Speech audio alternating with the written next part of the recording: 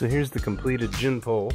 You can see the curved saddle that we welded onto the end of the EMT, and this is the pin that I welded on that drops into the stainless steel eye that's on the bottom of the mast. We have a double block set, and this gets clipped to the bow.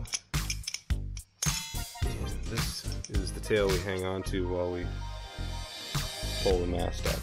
Could use to be about 5 or 6 feet longer, unfortunately, but so be it. So these little blue lines are what I tie to the cleats that are attached to the stays. There's the detail of the end where the shroud hooks up, or the forestay. This is all bungled at the moment. There we go.